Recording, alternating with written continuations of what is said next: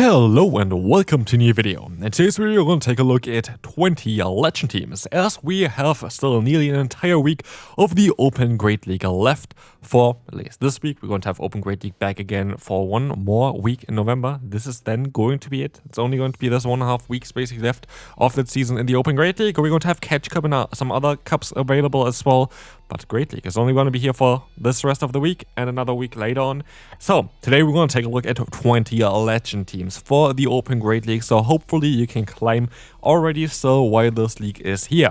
Of course, if you enjoy these videos, feel free to leave a like and subscribe. This video might be a little bit longer than usual for like those top team videos because we have 20 of them. But also kind of want to shout out and showcase here some community teams. And so let's move on to team number 1.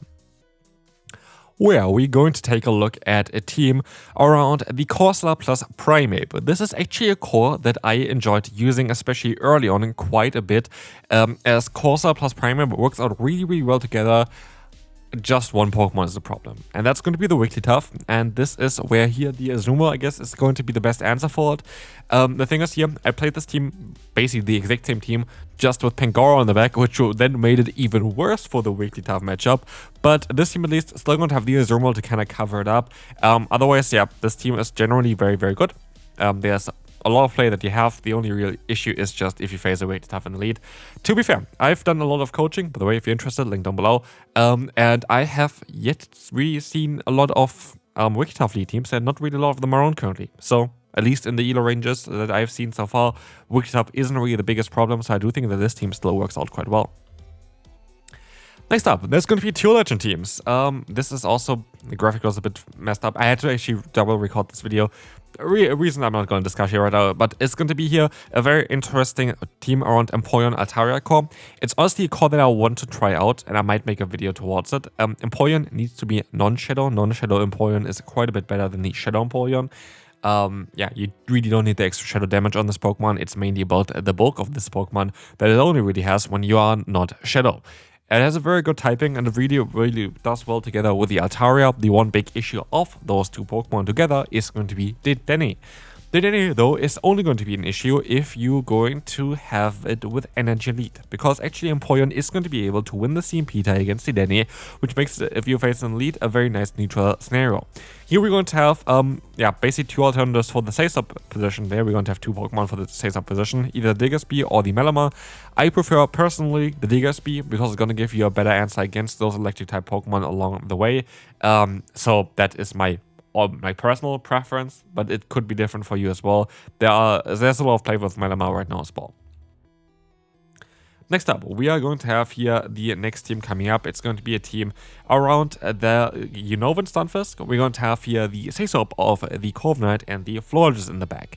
This is a very safe team. It is kind of the safest team you can run. Stunfisk is a very safe Pokemon because, like, it's basically, unless you face a grass type Pokemon, you're just going to be able to do damage against basically everything. Then we're going to have the Corviknight, which is going to be a Pokemon that's literally just the most neutral Pokemon in the current meta game. There's no other Pokemon that I will put higher than that. And then we're going to have the Florges, which is also going to have like coverage against basically everything. So it's going to be a very nice neutral team that has a lot of play against most of the teams currently.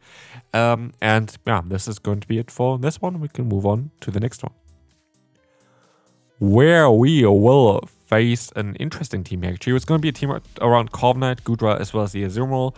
Those work all great together as well. We're going to have the electric type weakness though of yeah, those 2 there, and this kind of makes it a bit easier for something like the Denny to exploit this team. It's going to be basically just the Denny that's going to be an issue for this team. The rest is going to be totally alright.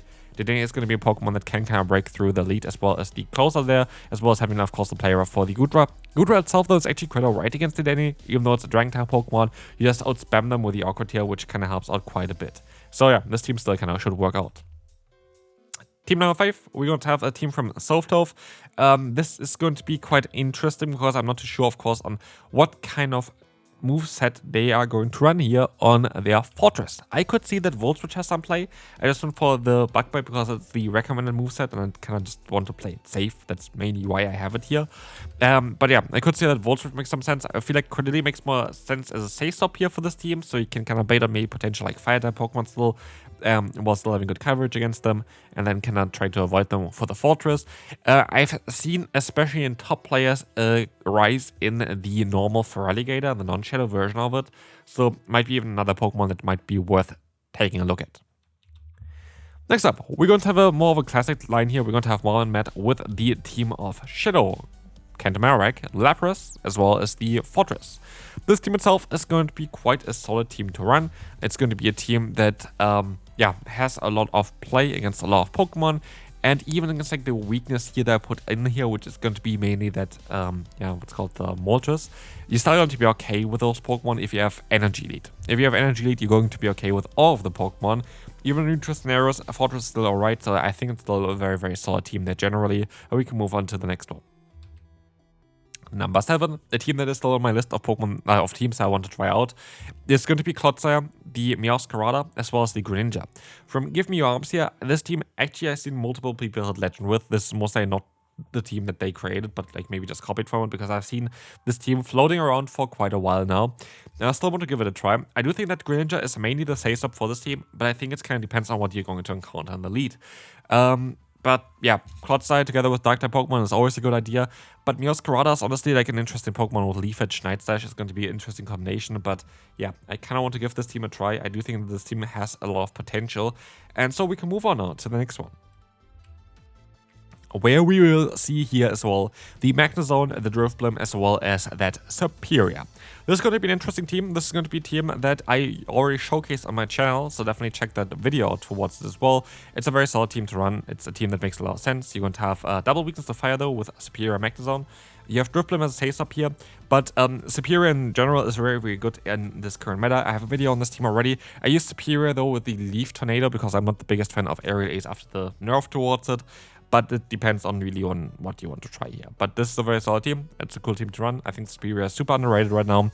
And we can move on to the next team, which is going to be a team here that's also going to be quite neutral. We're going to have Double Ground and Florges in the lead. Florges being mainly weak to like Fire-type Pokemon offensively and Steel-type Pokemon and Poison-type Pokemon.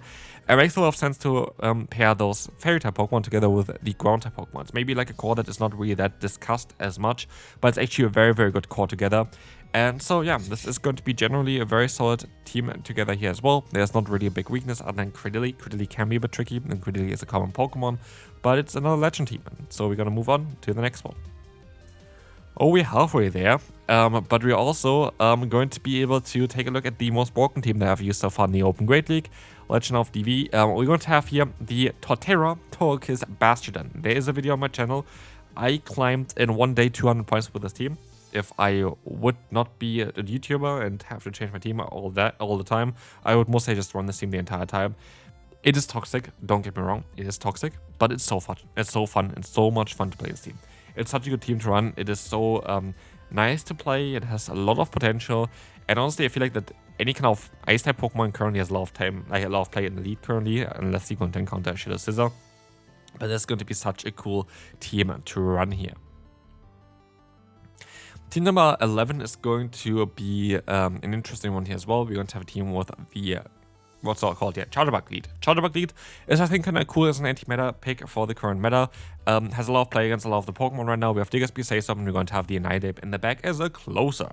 This is an interesting team. It's more like 3 Pokemon that kind of have all some solid play against meta put together. They don't really cover each other's weaknesses as much. I guess like you have Fire weakness on the Fire and Rock weakness on your Charjabug. You have 2 good answers against the Bastion in the back, which makes a lot of sense. It works out quite well. You don't really want to face Flying type Pokemon with the Annihilate. You're going to have Charjabug for that. You're going to have the Diggersby to fight them on. So I guess there is a lot of synergy still in this team, even though Terraforce didn't really look like that in the beginning. I think they actually still quite work well together with each other. Team number 12, we're going to have a team around Dedenne. Dedenne is going to be a very solid Pokemon in this meta. Having access to Parabolic Charge, Thunder Shock is going to be very, very good combination, and we're going to have the Corviknight as a safe up again, soaking up the energy that you don't really want to face here, and then you're going to have the Annihilate in the back. My idea behind this team would be, if you have a neutral lead scenario, I would most likely try to get up to a Parabolic Charge or whenever the opponent would get to a move, and then swap out into the Corviknight to take the hit. Because then you can decide, do I want to use my shields on the Annihilate, or do I want to use the shields on my Dedenne in order to win the battle? And that could be a kind of crucial way of playing this team here. Charjabug apparently is a bit of an issue for this team. Yeah, very good against the backline. Alright, still against the lead as well. Like, actually, Charjabug has some solid play against Dedenne. But yeah, this is going to be an interesting team around Dedenne. Next up, we're going to have a team here that is going to be, again, a little bit more classic, and then we see a Belly Bolt. That's kind of funny. You have the Marowak, Credilli Saysop, and the Belly Bolt in the back. You can also use Belly Bolt Saysop, but I think Credilli Saysop is way better for this team. This is going to be interesting because actually Belly Bolt has a lot of play in the current meta. This is an interesting Pokemon to take a look at, and I maybe wanted to take a look at this team as well. I think it's a very cool team to run. There are a lot of legend teams here that I kind of maybe want to showcase on the channel as well, so definitely stay tuned for this. But this is going to be an interesting team to run. I think it's a team that is going to be struggling a little bit against Fire-type Pokemon. That's why Prime is down there, as the backline is a bit weak to them. But generally speaking, I think it's an interesting team because Belly Bolt is such a unique Pokemon that nobody really runs, and I think it kind of deserves a little bit more attention here. A bit more attention maybe also deserves like Lurantis here. This is an interesting team. Lurantis is going to be a Pokemon that you usually wouldn't really face that often in the GO Battle League, but apparently this team got up to Legend. There are a little bit of issues with this team, especially the Fire Flying type Pokemon like Charizard and the Talonflame, of course. But otherwise, it is weirdly enough very good. It is very weirdly enough very good. I have no idea on how this team performs it well. I think Lurantis is a cool Pokemon. It's a Pokemon that I feel like is maybe a little bit undervalued currently as well. Having a Steel Leaf Blade and Superpower with a Leaf Edge as a fast move is actually quite ridiculous. There's also a video, I think. I might make my own team towards it. I think this team is still alright, of course. It's a team that even got, I think, in the top 5 in the world. So, shouts to Distinct. I'm not going to say that your team is bad by any means. That's not what I want to say with that. But I feel like you have to be very much careful with the Talonflame. That's all I kind of want to say towards it. I think it's a very solid team still. I think it's a top 5 in the world team here. So, like, I can't say anything against it. And doing this with Lurantis, there's some respect. I know it's a legend team. I know that they got up to, like, top 5 in the world. I'm not too sure if they used this team to get there, though. That's what I have to say as well. Next up, we're going to have here, the next team going to be the Lostheart. We're going to have the Saysop of the Dusclops, and we're going to have the Stunfisk in the back. This is going to be a very solid team. It struggles a little bit against other ghost types in the lead, because your lead cannot really hit those ghost types for any damage. And we have the Saysop, which is a ghost type itself, so like you're going to take super effective damage there as well. And then we're going to have the Stunfisk in the back, which is just going to be, yeah, a Pokemon that is going to be very neutral again. Very solid team, not a lot that I can say. A bit weak to ghost type Pokemon, maybe even a bit weak to Ferret. Ferret could be a bit of an issue for this team. Even Riccardo could be a bit of an issue for this team. But yeah, we're going to move on now to the team number 16. I don't want to have the video like ages long either. So, team number 16 is going to be here, team around the Quagsire, the Saysop of the Corviknight, as well as the Moltres. It's a very classic line. Not a lot that I have to really say about it. It's the most classic line that you can really have here. This has been a core since literally the beginning of the GO Battle League. Mudboy Double Flying, it was kind of called, or Flying Double Mudboy. Both of those versions are existing. It makes a lot of sense. I like this version a little bit more. I think it's a bit more balanced because Corviknight is such a good Pokemon to run with that together as like a glue in between. And so I think it's a very good team to run. I think it's a really good team to run. I actually was playing this team a little bit as well. Had some solid success with it. Haven't done a video about it yet. I don't know if I even have the gameplay still, but yeah, it's a solid team. Next up, we're going to have an interesting combination of the Wigglytuff, the Corsola, as well as the Lantern. This is going to be an interesting core together. This is working out quite well. And this is going to be interesting because this is going to be here towards, I don't know, like it's generally a very solid core together, like Wigglytuff together with the Lantern. Because the Wigglytuff being weak to mainly like those Talonflames, those Charizards, you can completely lock them down with a Lantern. Lantern has like some polarizing matchups, which is kind of cool for the Wigglytuff. I think kind of helps out quite a bit. Corsola in the middle, just as a glue, makes sense. Cool team, I like it. I would try it. I think Lantern is kind of underrated, and we can move on to the next one. Where we will see as well here the Guzzlord. We're going to have the Talonflame and the Cresselia. Interesting combination of Pokemon here. Weakness, of course, Bastion. Bastion is going to be very tough for this team to deal with. And then the Dedenne. Personally, being so weak to Bastion is something that kind of would throw me off. But again, if you hit Legend kind of high up and nobody's running Bastion, this team might function well. This is the thing as well. There could be different metas higher up. There are always different metas higher up. So if they recognize that none of their opponents actually really runs Bastion anymore, then that could be a reason why. To be fair, I actually think it is making a lot of sense. Like, I, of course, do like some coaching, whatever. I always kind of write down the teams behind it, and I'm just looking real quick through all of the teams from like the last few days. There's basically 0 Bastions currently in the meta, which is kind of funny because I think it's one of the strongest Pokemon they can run currently. So yeah, this makes some sense then to run a team like this. Next one, we're going to have Shitter Scissor, we're going to have the Dusknoir, we're going to have the Corsola, Scissor Double Ghost. Interesting team. I think it's good. I think it mostly still works out quite well. I think that Moltres is going to be a bit of an issue because the charge moves of Scissor are all going to be resisted and it's going to be super effective against Dusknoir as well as the Corsola.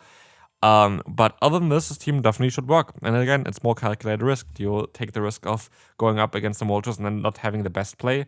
Could be the case.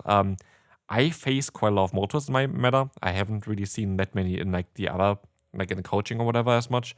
So I'm not sure. I don't know. It's very interesting, but I think it's going to be a cool team to run. Double Ghost, of course, Hazel with Dusknoir having access to Dynamic Punch makes it not as weak to normal type Pokemon. Last team. This is going to be the final team for today's video. We're going to have here the Gyarados, we're going to have the Diggersby, we're going to have the Scissor.